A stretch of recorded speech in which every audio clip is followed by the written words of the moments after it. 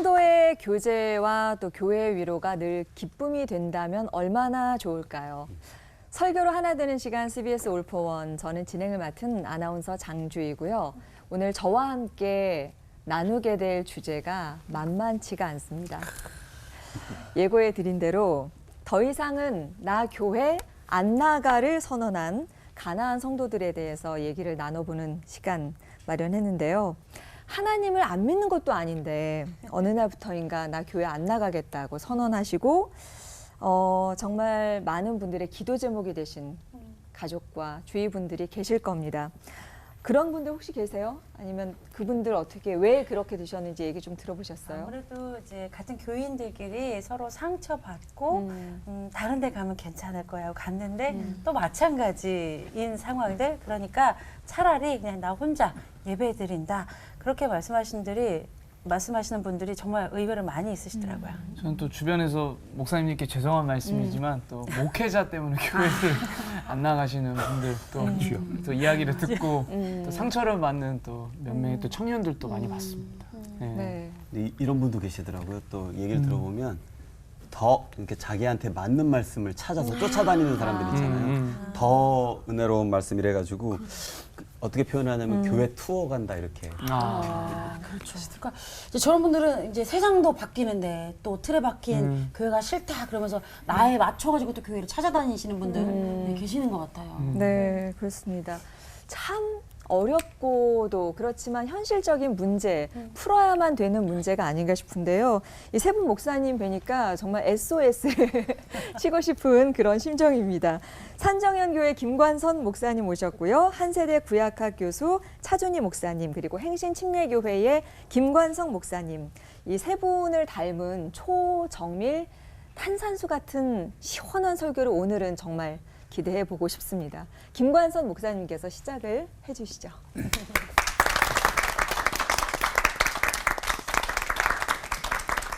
반갑습니다. 이 설교하는 건 즐거운 일이에요. 부담이 되시는 것 같아요. 부담이 돼야죠. 거룩한 부담이라 그러는데, 그 거룩한 부담 때문에 열심히 준비하고, 그 다음에 이 설교를 통해서 누군가에게 유익을 줄 수 있다는 것처럼 행복한 일이 어디 있겠습니까? 그럼에도 불구하고 때로는 저도 교회 가기 싫다. 이런 생각이 들 때도 있어요. 무슨 얘기냐면, 뭐 교회가 이러냐. 교회 좀 안 나가볼까? 이런 생각이 들 때도 있단 말입니다. 그런데 저는 소화를 잘해요. 그 생각이 잠깐 들어왔다가 가는 거지 계속 있지는 않습니다. 제 아들이 이 방송을 안 보길 바라면서 이런 얘기를 합니다. 고등학교 1학년 때 심각한 얼굴로 저를 찾아왔어요.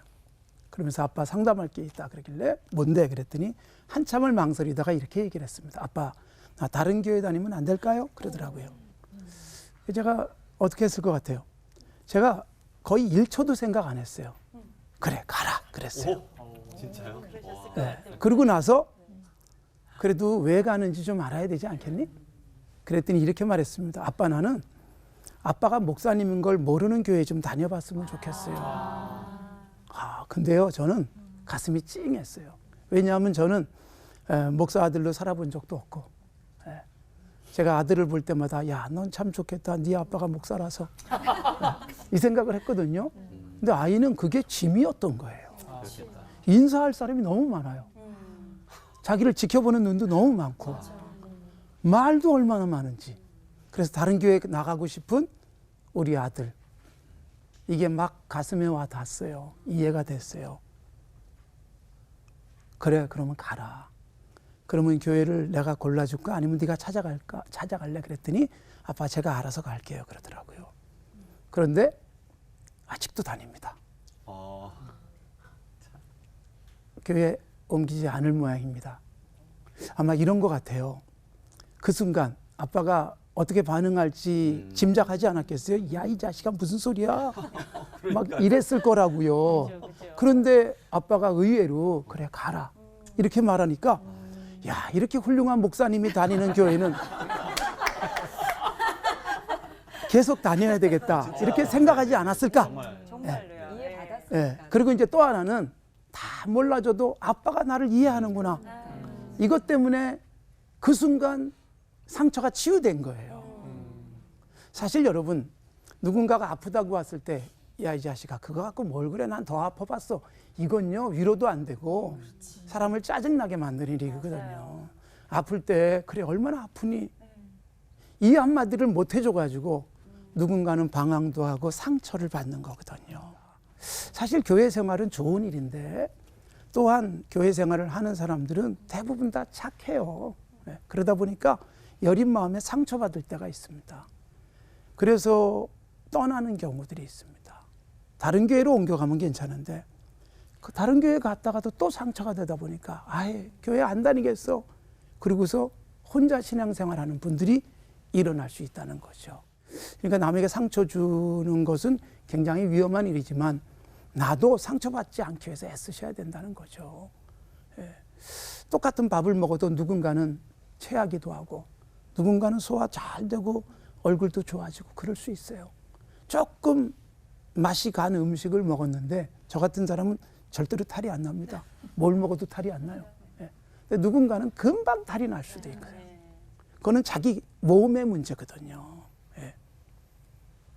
우리가 영적 체질을 잘 키워가야 될 필요가 있고 그런 의미에서 교회는 영적 근력을 키워주는 훈련이 사실 필요합니다. 그래서 영적 근력이 커지고 그리고 체력들이 건강해지면 사실 잘 감당할 수 있는데 제가 그래도 교회를 꾸준히 나와서 공동체 안에 몸을 담아야 되는 이유는 뭐냐? 일단 안 나가면 외롭습니다. 주님이 나와 함께 하신다고요?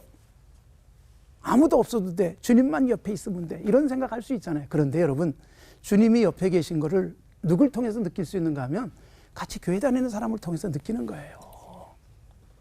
저 역시 마찬가지예요. 제 곁에 사람들이 있고 저를 응원해 주는 분들이 있기 때문에 아 주님은 이렇게 나를 사랑하시는구나 이걸 느끼거든요.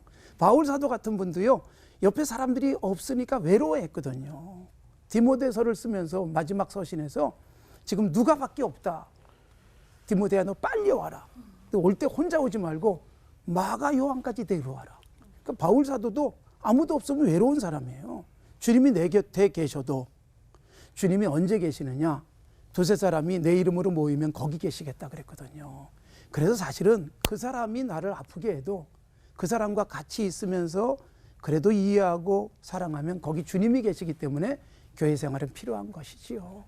결국 평생 상처 안고 살기보다는 치유받고 살아야 되지 않겠습니까? 네. 부딪히고 갈등하지만 그래도 같이 풀어내면 내가 행복해지고 그러면서 점점 더 건강해질 수 있고 그래서 하나님의 나라는 주님이 거기 계실 때 경험되듯 교회 생활도 어느새 천국이 되리라고 믿습니다.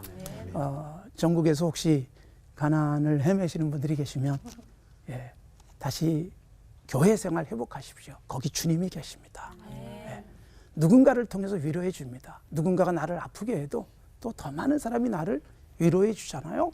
그 손길 기대하시면서 교회 생활 행복하게 하시기 바랍니다. 하나님 아버지 감사합니다. 목사로서 가난한 교인이 생긴다는 것 목사의 책임으로 생각하며 가슴 아프지만 그러나 우리 성도들 예수님이 계신 그곳에 함께 할 수 있는 그런 용기도 주시고 또 견뎌낼 수 있는 힘도 주시옵소서. 우리가 조심해서 누군가를 상처 입지 않도록 하고 또 내가 상처가 됐을 때 그때도 잘 극복할 수 있는 믿음들을 확보하도록 은혜 주시옵소서. 예수님의 이름으로 기도드리옵나이다. 아멘. 아멘.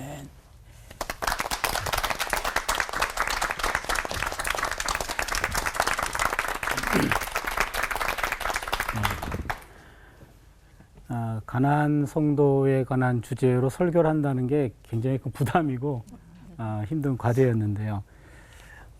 제 생각을 성경을 통해서 함께 좀 나눠보고 우리가 다시 한번 새로워지는 그런 기회가 되었으면 좋겠습니다.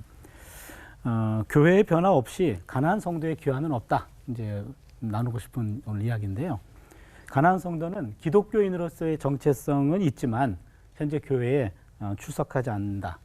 개인적으로 신앙생활을 하는 기독교인, 이게 바로 가나안 교인이라고 합니다. 이 가나안 교회 현상은 우리에게만 있는 것은 아닙니다. 어찌 보면 다행인데요. 오늘날에만 있는 것이 아니라 과거에도 있었고, 그 다음에 다른 사회에서도 있었고, 미국 교회에서도 많이 있는 그런 현상이라고 합니다. 현재 우리나라 가나안 성도들이 한 몇 년 전만 해도 한 100만 정도 카운트를 했는데, 최근에 나온 책을 보니까 200만까지 카운트를 하고 있어요. 제가 처음에 100만을 본 통계와 200만을 본 통계가 10년 이내입니다. 10년 이내 2배로 늘어나서 이건 참 심각한 상황인 것 같습니다. 이것을 어떻게 우리가 바라보고 어떻게 거기서 배움을 얻어야 되는가, 그것이 우리의 과제가 되는데요.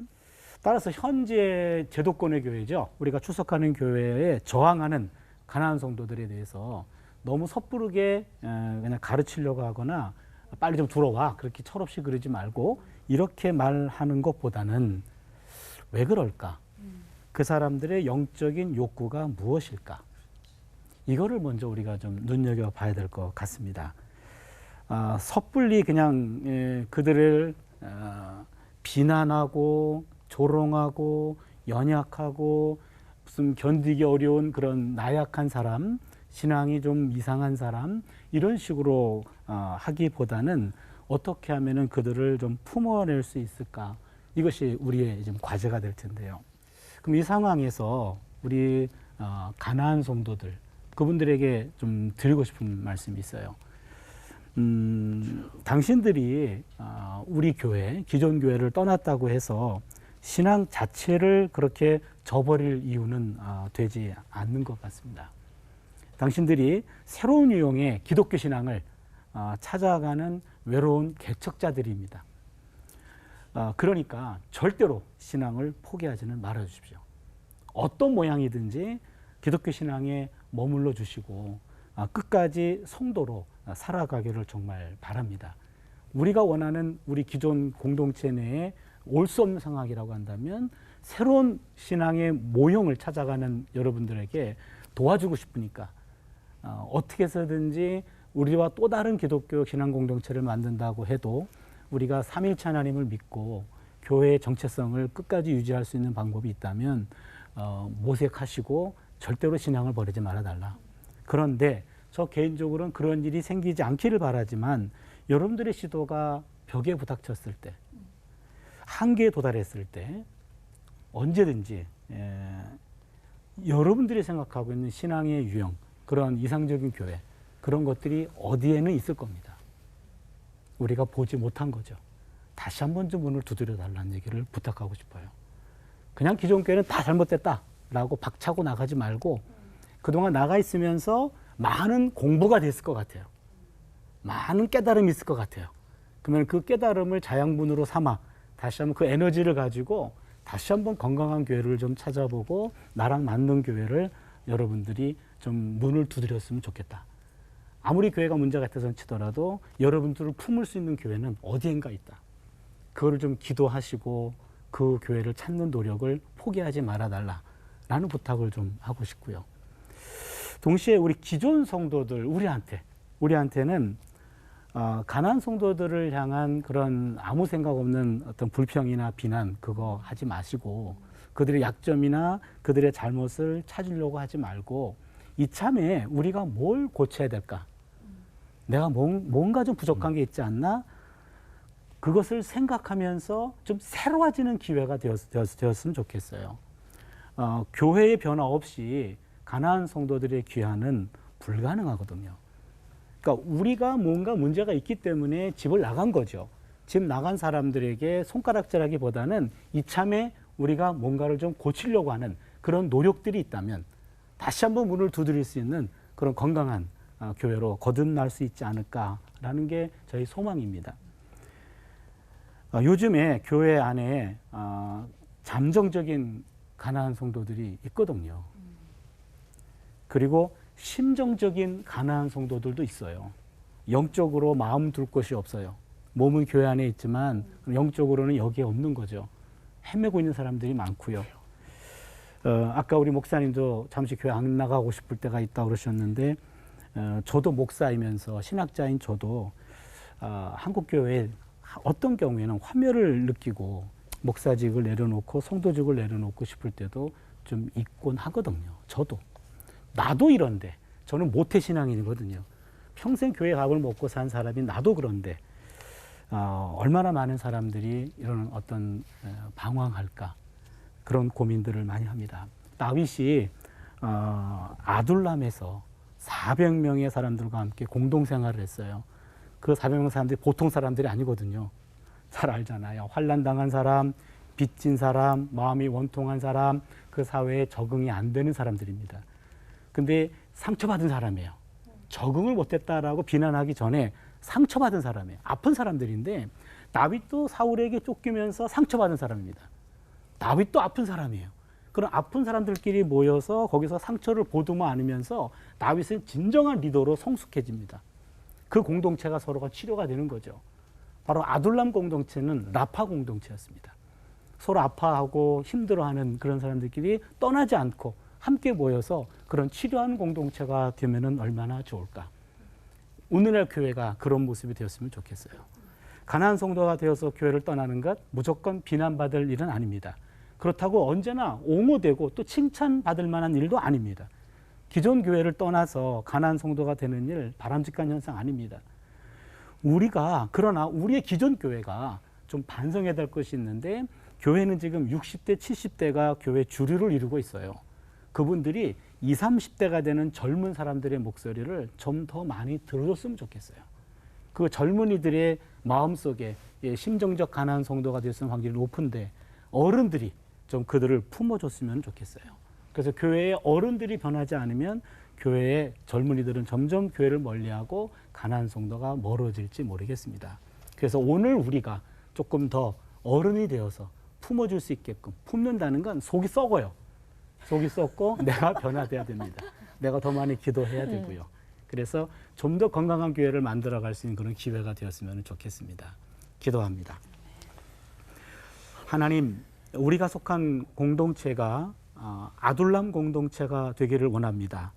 상처받고 그리고 소외된 사람들끼리 모여서 함께 서로의 상처를 보듬어 안으면서 거기서 치유가 일어나고 거기서 회복이 되고 거기서 기쁨을 만끽할 수 있는 라파 공동체가 되기를 원합니다.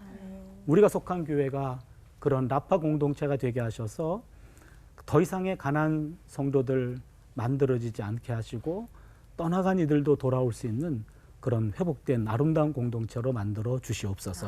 감사드립니다. 예수님의 이름으로 기도드립니다. 아멘. 감사합니다.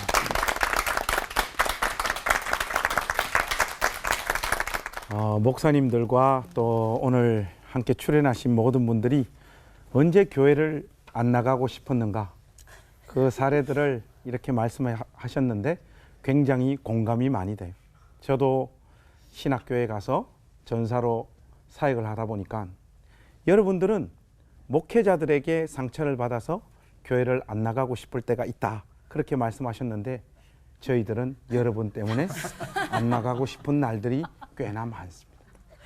또 말씀을 전하는 이 사역자로 목회 현장에 몸담고 있을 때 우리 역시 상처받을 일들이 정말로 많더라고요.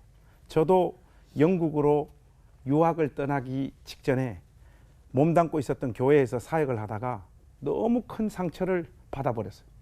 목사님도 싫고 교인도 싫고 교회도 싫고 제가 속한 교단도 싫고 영국에 공부하러 간 것이 아니라 도피하러 떠났던 것 같아요. 그리고 돌아올 때는 내가 속한 이 교단, 이 교회에 다시는 발을 담지 않겠다. 이런 마음으로 정말로 떠났습니다. 그래서 그곳에서는 저에게 늘 익숙했던 침례교회가 아닌 장로교회, 아주 작은 교회에서 몸을 담고 사역을 했어요. 말을 하다 보니까 전도사라는 것이 탄로가 나서 목사님께서 그 작은 교회에서 사역을 해보라고 했어요. 그래서 저희 교회 식구들이 한 20명 정도밖에 되지 않아서 목사님 그 사례비 챙겨드리기도 버거운 교회였어요. 그런데 사례비를 받는 날이었는데 목사님께서 사례비를 챙겨가지고 저에게 주시더라고요. 저는 목사님이 어떻게 살고 계시다는 걸 잘 알고 있기 때문에 그 돈을 받을 수가 없죠. 그냥 목사님 받을 수가 없습니다. 목사님 쓰시라고. 저는 또 아르바이트하고 일하면 되니까, 젊으니까 하니까 목사님께서 받지 않으시고 그걸 저에게 주시더라고요. 근데 또 저에게는 승부욕이 있잖아요. 그렇게 이렇게 헤어지고 난 다음 영국의 그 테스코라는 큰 슈퍼마켓이 있어요.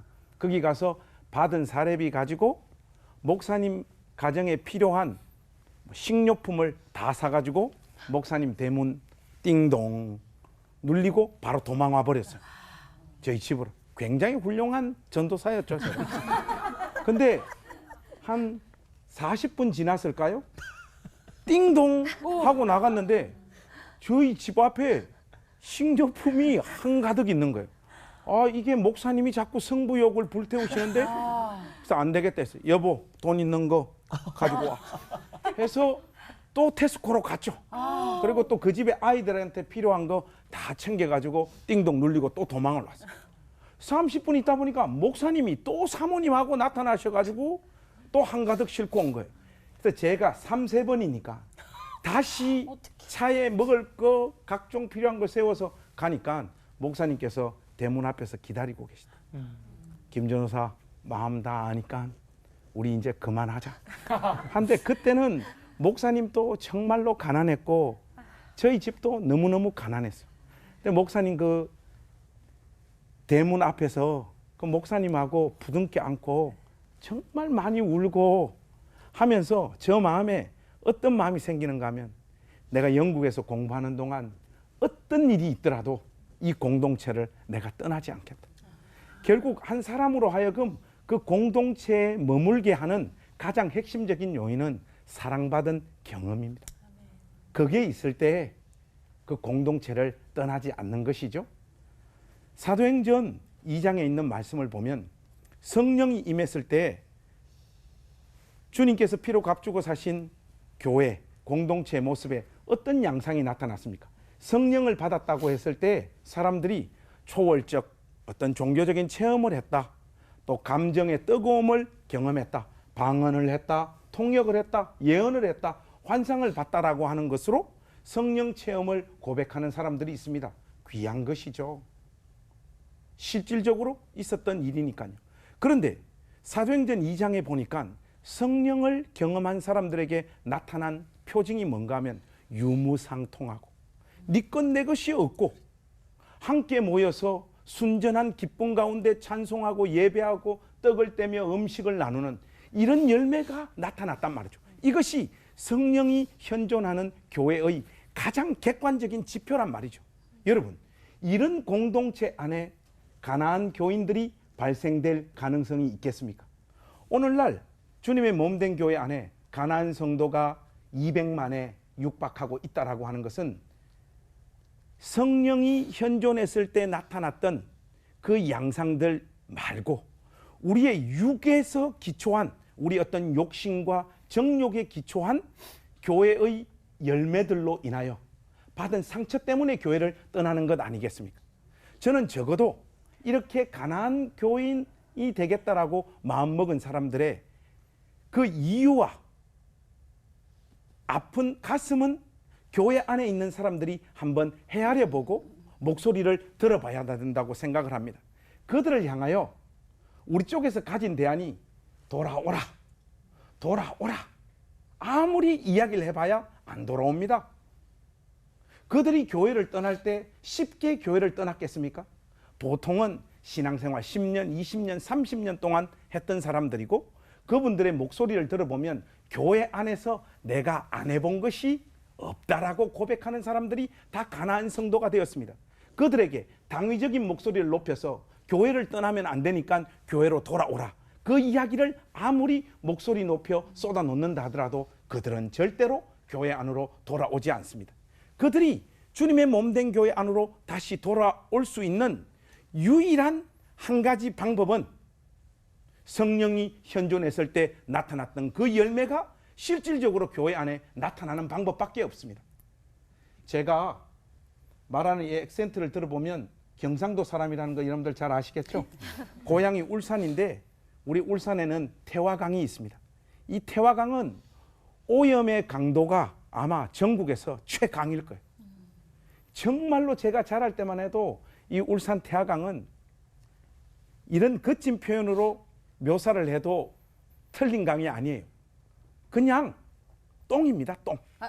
그래서 고기가 이 강에서는 살 수가 없어요. 근데 우리 역대 대통령 중에서 공사를 하는 아마 그 어간이었을 거예요.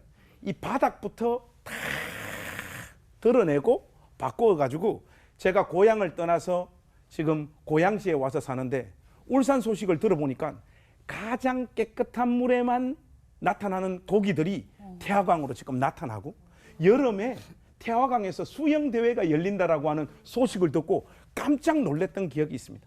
여러분, 가나안 성도들 향하여 돌아오라, 돌아오라, 돌아오라 외칠 것이 아니라 어떤 의미에서 우리 시대의 가나안 성도들은 교회가 병이 났음을 알려주는 이 시대의 선지자일 수도 있다는 사실을 우리가 잊어서는 안 됩니다.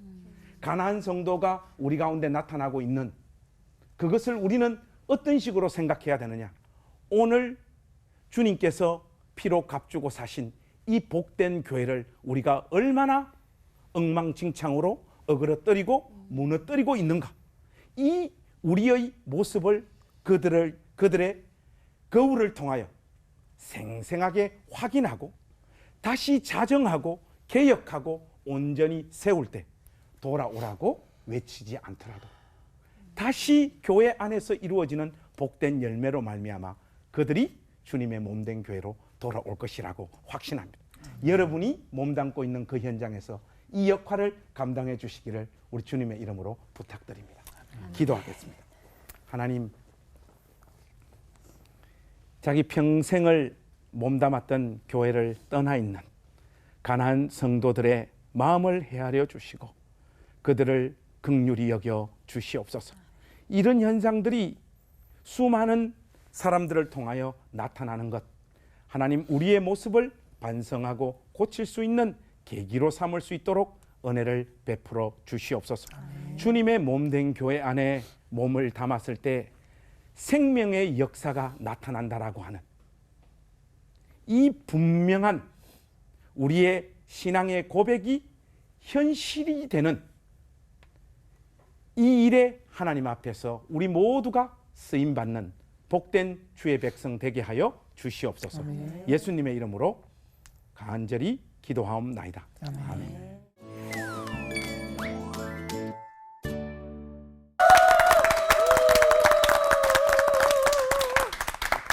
CBS 올포원, 오늘은 가나안 성도에 대한 이야기를 나눠보고 있습니다. 목사님 세 분의 설교를 들으면서 우리가 조금 오해하고 있었던 부분도 있을 수 있겠다는 생각을 했습니다.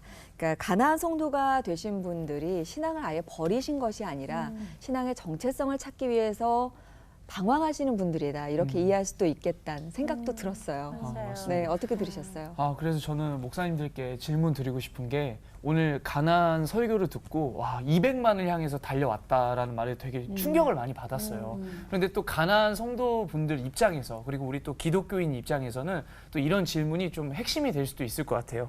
그렇게 오랫동안 신앙생활을 했는데 교회가 힘들다면 교회 꼭 나가야 되나?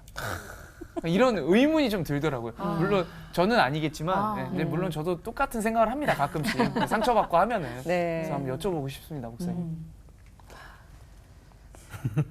많이 웃으시네. 당연히 하시는 질문 하시는 교회를 꼭 첫 나가야 질문부터 되나? 너무 네. 세네요. 예. 정말 힘들면 네. 뭐 꼭 그 교회 나가야 되나? 정말 그 교회가 안 맞을 수 있잖아요. 예, 그렇다고 그 교회가 안 맞는 거지 교회 자체가 안 맞는 건 아니잖아요. 예, 그래서 정말 그 교회가 안 맞는다면 고민 좀 하다가 기도 좀 하고 그리고 맞는 교회로 옮기는 오죽하면 그렇겠나. 이제 그런 생각이 조금 드네요. 예, 오죽하면 그렇겠나. 그래서 또 맞는 교회를 찾아보는 것도 그냥 다 환영할 수는 없지만 네, 그럴 수도 있지 않겠나. 혼날 것 같아요, 목사님한테 지금. 지금 그 말씀이 사실은 그 교회 생활을 오래 했는데도 안 나가시는 분, 교회를 안 나가고 이제 혼자 교회 다니겠다고 하는 사람들이 글자 그대로 정말 안타까운 교회 생활을 했지 신앙 생활을 안 하는 경우. 예배를 드리러 간 게 아니라 사람을 만나고 일하고. 그러니까 교회 가는 이유가 일하러 가는 거고 사람 만나고 또 이렇게 저렇게 뭔가 사업하는 게 너무 좋은 거죠. 예. 그 사람은 교회를 안 나가도 어디 가도 열심히 할 사람 이런 사람들이 있습니다. 그래서 사실은 교회를 신앙생활을 위해서 가야 되는데 그야말로 교회 생활하러 가는 거 이게 정말 구분해야 되겠네요. 예, 그거 구분이 돼야 됩니다. 예. 어떻게 보면 교회는 안 나가는데 교회라고 말할 때 있어서는 이 교회 공동체는 안 나가지만 정말 바르게 예배드리는 사람도 있을 수 있다. 이건 우리가 인정해야 되지 않을까. 네, 그런 구분할 필요가 있다는 생각이죠. 저는 이제 우리 교수님 아까 말씀하시기를 목회를 안 하는 위치에서 이렇게 이야기했다. 저는 목회를 하고 있는 사람으로서 좀 이야기를 하자면 교회가 힘들어도 자리를 지키라고 말하고 싶습니다. 결혼 이야기를 좀 해보고 싶어요. 여러분 처음에 이제 결혼해서 살면 독한 사람은 한 2년 서로를 보면 설레이는 감정이 있습니다. 독한 독한 사람이. 사람. 보통은 들으세요. 6개월, 3개월에 도파민이 다 사라져요. 그때부터는 봐도 가슴이 안 뛰잖아요. 우리 교회 권사님 한 분이 계신데 전 결혼하신 지 한 30년 됐는데 아직까지 설레신데요. 보면 설레시네. 심장이 그거는 움직이는 심장이 이상해요. 저는 그죠? 심장병이 있는데 저는 개인적으로 이렇게 생각을 해요. 결혼이 나한테 주는 가장 큰 유익이 뭘까 생각해 보면 아내를 통해서 나의 정체, 나의 민낯을 확인하게 되더라고요. 정말 바닥까지 가잖아요. 네. 그 누구한테 또 보여주지 않는 모습을 보여줘야 되는 그 상황이 연출되어지잖아요. 교회도 비슷한 것 같아요.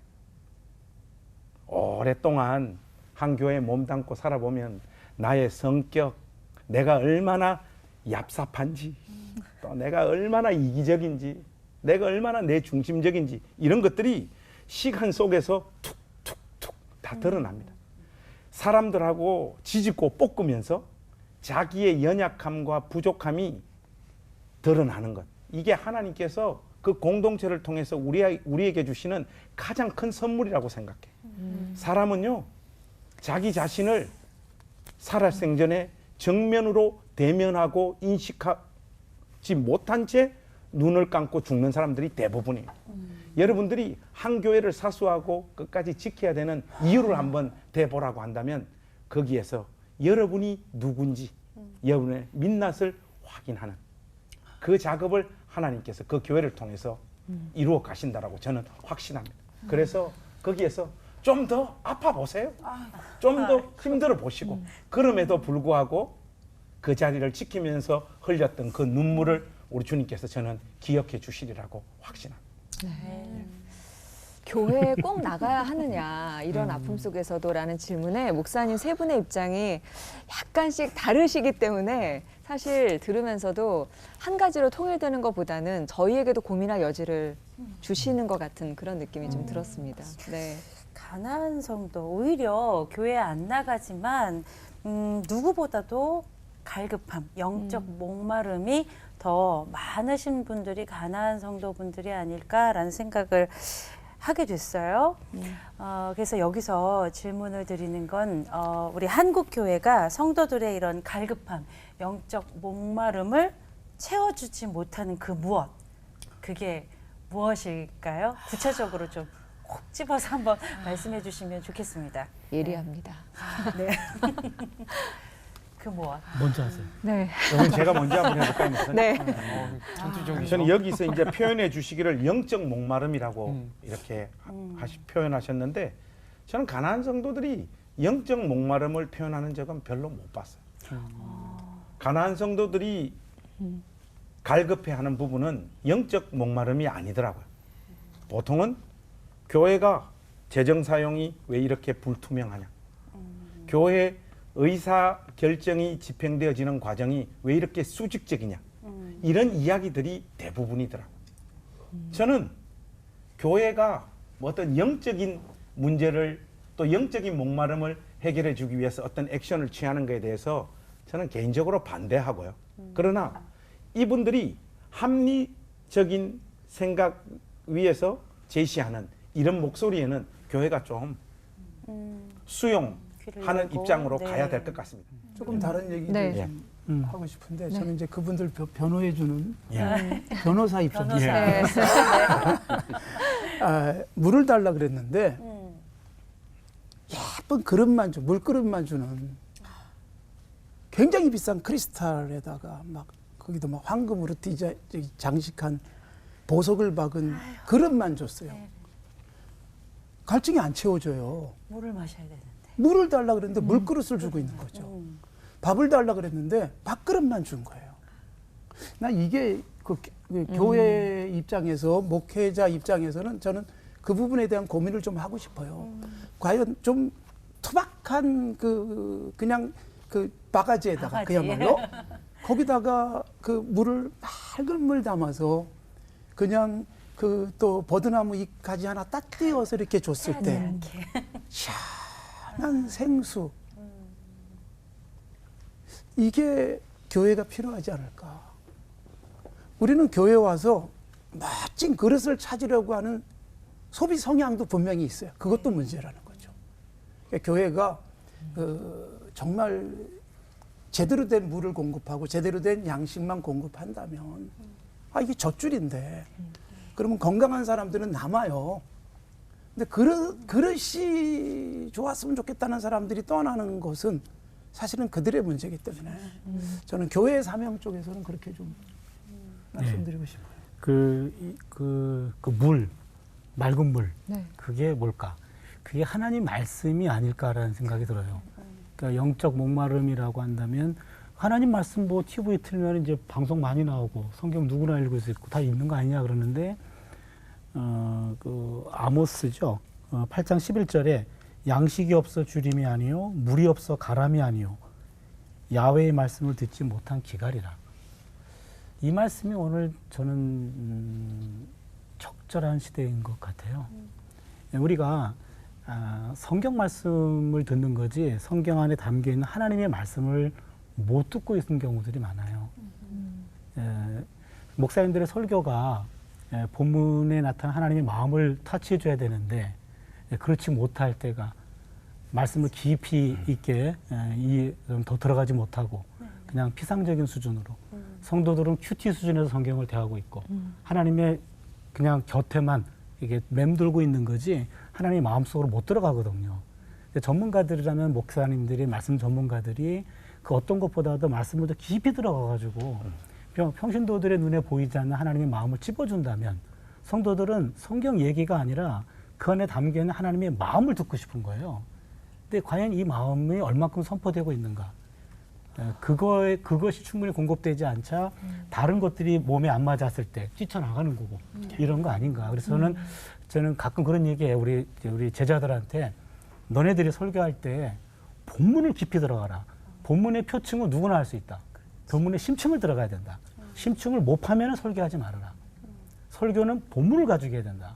설교가 본문을 떠나면 성도들은 귀는 주지만 마음은 주지 않는다. 그래서 성경에 하나님의 마음을 좀 담아서 깊이 연구해가지고 그걸 좀 터뜨려다오. 나도 그걸 듣고 싶다. 그래서 그 영적 기근은 그것이 아닌가 생각이 드네요. 근데 광야 생활을 시작하는 그 가나안 성도들의 마음이 오죽할까라는 그 목사님의 말씀에 또 함께 또 동감을 하게 되는데요. 어떤 질문 또 있으세요? 네. 그 광야 시대를 헤매던 이스라엘처럼 이게 근데 가나안을 떠나서 안 나가 성도들을 보시는 하나님의 마음이 어떨까? 그게 좀 궁금해요. 하나님 입장에서 좀 어떻게 보일까? 좀 이런 것들이 궁금합니다. 극률하게 보시죠. 마음이 얼마나 아플까요? 그래서 저는 오히려 가나안 성도들보다 이 자리를 지키고 있는 사람들을 향한 하나님의 마음이 어떨까? 오히려 거꾸로 좀 생각을 해보고 싶습니다. 교회가 어떻게 하다가 이런 지경까지 왔는가? 왜 안 나가 성도들까지 양산되어지는? 교회에 몸을 담고 있지 않으면서도 예수를 믿겠다고 하는 사람들이 왜 발생되어집니까? 키에르케고르가 교회의 현실을 꼬집으면서 이런 말을 해요. 예수님은 물로 포도주를 만들었지만은 오늘날의 교회는 포도주를 물로 만들어 버렸다. 이런 말을 하거든. 저는 오히려 이런 가난한 성도들 현상들이 주님께서 우리 자신들을 한번 뒤돌아보라고 보여주시는 신호 같아요. 어른들이 그런 말씀하잖아요. 병이 왜 생기느냐? 병도 낫기 위해서 병이 생긴다는 말이에요. 바이러스가 침투하면 낫기 위해서 기침하고 콧물을 흘리잖아요. 그렇죠. 이런 아픈 우리 한국 교회 이 공동체 안에 발생되어지는 이 가난한 현상들을 통해서 오히려 우리 안에 더 큰 병을 낫게 하고 다음 세대들을 준비하는 그런 계기로 삼아야 되지 않겠는가. 그게 하나님께서 우리를 향하여 던지시는 메시지고 마음 아니겠는가. 저는 그렇게 생각해요. 그 가나안 성도들을 이제 광야 시대를 헤매는 사람으로 지금 이렇게 비유를 했는데, 그러면은 광야를 지나고 가나안 땅에 들어가잖아요. 가나안의 핵심은 예루살렘 거기인데, 그 예루살렘에 하나님이 앉아 계시고 하나님의 말씀이 선포되는 곳이고 지성소인 건 맞는데, 예루살렘 성소에만 말씀이 있는 게 아니고, 광야라는 말이 히브리 말로 미드바르라 그래요. 그러니까 미드바르 히브리 말로. 그러면 드바르란 말은 말씀이란 뜻이에요. 그러니까 광야는 미드바르라는 히브리어 자체 안에 말씀이 있는 곳이에요. 그러니까 예루살렘에 말씀이 있는 것이 아니라 광야에도 말씀이 있다. 그러니까 예루살렘에서 말씀으로 느끼지 못했던 그대들이요, 광야에서 더 깊이, 아무것도 없잖아요. 광야는, 유대 광야가 아무것도 없어요.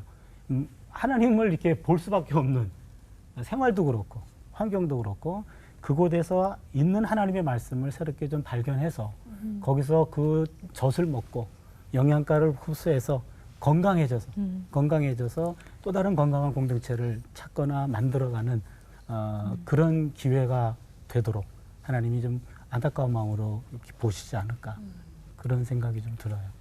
교회와 공동체와 또 연관해서 우리 가나안 성도에 대한 마음들을 한번 헤아려 보고 있는데요. 강성훈 전도사님은 어떤 질문을 좀 드리자면, 교회를 이루고 있는 우리들이 이렇게 좀 하면 가나안 성도들이 좀 돌아오는데 좀 힘이 될 수도 있겠다라는 그런 방법이나 뭐 이런 생각들에 대해서 좀 한번 나눠보고 좀 돌아오시도록. 네네네. 어떻게 하면 좋을까? 김 목사님. 이렇게 하면 돌아온다. 아니면 기존 교회들이 가나안 성도들을 위해서 어떻게 지원할 수 있을까? 그러니까 저는 이런 우선 방법? 교회 생활을 할 때 이 초점을 이렇게 맞춰야 된다고 생각해요. 제가 이제 40에 부임을 해가지고는 어떤 함정에 빠진 적이 있는가 하면, 정말 저를 위해서라면 다 줄 것 같은 사람들이 있어요. 그 돈도 막 잘 내고 교회에다가. 그럼 그때부터 그 사람을 믿기 시작해요. 막 저 사람만 있으면 목회하겠다 싶은 그런 때가 있었어요. 근데 여지없이 하나님이 깨주시는데 그런 사람을 통해서 실망하게 만들어서 저도 교회 가고 싶지 않은 그 상태를 만들어 주더라고요. 그러면서 깨닫게 된 것, 그리고 지금은 이제 60이 넘어서 이게 이제 이렇게 몸에 배기 시작한 것이 뭐냐 하면, 교인이란, 그리고 교회 다니는 모든 사람은 믿을 대상이 아니라 그냥 사랑할 대상이다. 근데 우리가 사랑할 대상을 믿고 살다 보니까 실망도 하고 뭐 저런 인간이 있냐 이러면서 신앙생활에 방해를 받잖아요. 그래서 저는 그냥 저도 그 교인들을 그냥 사랑할 대상이지 믿을 사람은 하나도 없다. 제가 우리 교인들에게 그런 얘기를 해요. 저는 여러분들이 믿을 사람이 아닙니다. 믿는 건 하나님 믿으시고 저는 그냥 사랑해 주세요. 이게 저는 정답처럼 느껴져요.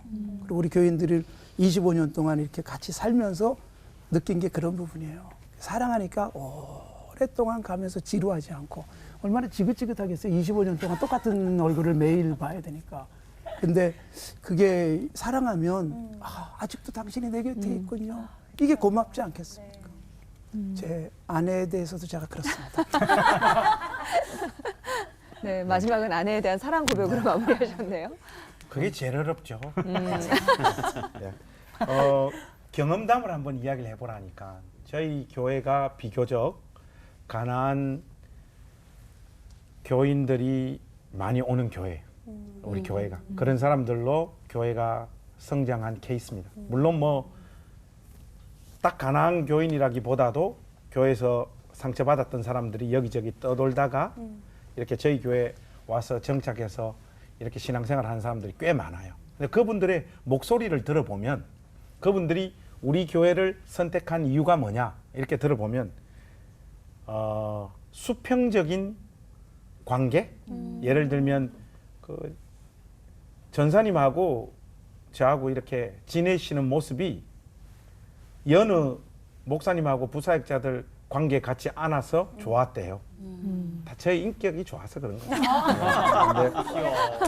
그래서 뭐 그 자연스럽게 할 관계를 그렇게 이렇게 형성하면서 지내니까 그게 그렇게 보기 좋았대요. 그분들. 그리고 또 하나는 교회가 아무 조건 없이 서로 사랑하면서 실질적인 것들을 나눌 수 있어야 돼요. 여기서 제가 뭐 표현을 실질적인 이랬는데 돈을 나눠야 됩니다. 웨슬레가 그러잖아요.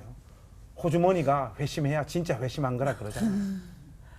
이 가진 물질을 서로 나누게 될 때 교회 안에 우리가 예상하지 못한 생명의 역사들이 생겨나더라고요. 저희 교회가 비교적 이런 부분들은 조금 잘했던 것 같아요. 가나안 교회 성도들이 그래도 다시 교회로 돌아가야 되겠다라고 하는 마음을 조금이라도 생기게 만드는 이유가 되지 않을까 그렇게 싶습니다. 목사님 교회 교인들은 가나안이 아니라 망명원 교인들.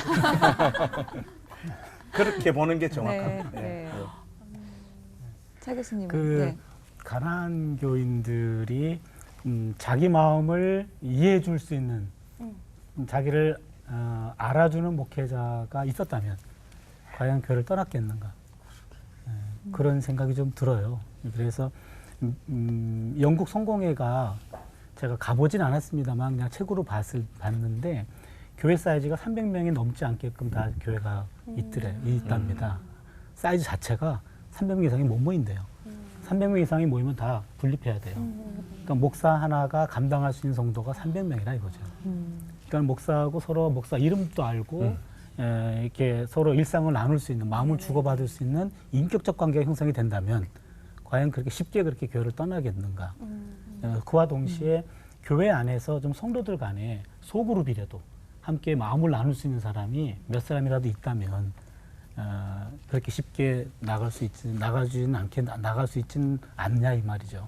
그래서 제가 말씀드리고 싶은 거는 교회 안에서 어떤 목사님 아까 수평적 리더십 그것도 보기 좋고 이런 것들이요. 그래서 목회자와 나에게 쉽게 만날 수 있는 비서실 통해 가지고 만난다 이런 거 말고 언제든지 목사님을 만날 수 있는 내 이야기를 나눌 수 있고 그런 성도가 있고 그러니까 그런 공동체로 교회가 조금 큰 교회라면은 소그룹으로 모일 수 있는 그런 기회를 많이 마련해줘서 서로 또래끼리 이렇게 모인다거나 비슷한 사람끼리 모여서 서로 신앙생활을 독려할 수 있는 그런 공동체가 좀 많이 만들어졌으면 좋겠다 그런 생각이 좀 들어요.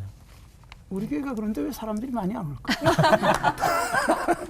그 교수님 네. 말씀에 굉장히 공감이 많이 돼요. 예.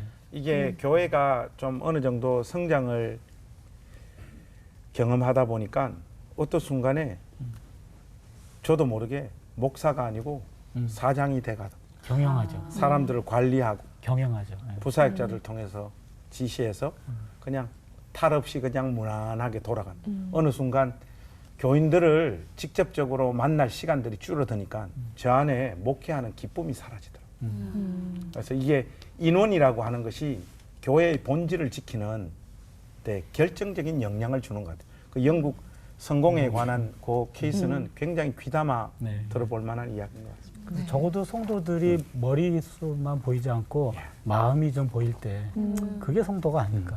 적절한 인원이 돼야 돼요. 그래서 그렇죠. 예, 제가 예. 이제 처음에 부임했을 때 300명일 때는 너무 좋았어요. 예. 다 아이들까지 다 알고 500명이 되고 나니까 좀 헷갈리기 시작하고 800명쯤 되니까 저분이 이름이 뭐더라 이런 생각이 막 들기 시작하고 심지어 어떤 분은 등록했나 저분이 예, 이런 생각도 들 때가 있거든요. 그러니까 사실 그 적절한 규모가 네. 사실 가장 좋습니다.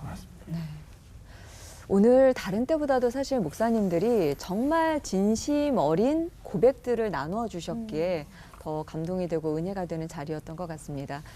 지난 시간에 나눴던 우리 교회와 공동체라는 주제 다시 생각이 나고요. 공동체가 건강을 회복해야 가난한 성도들의 문제가 또 회복이 되겠구나라는 생각을 해보게 됩니다. 귀한 말씀 나눠주신 세 분의 목사님께 큰 박수 부탁드리겠습니다. 감사합니다.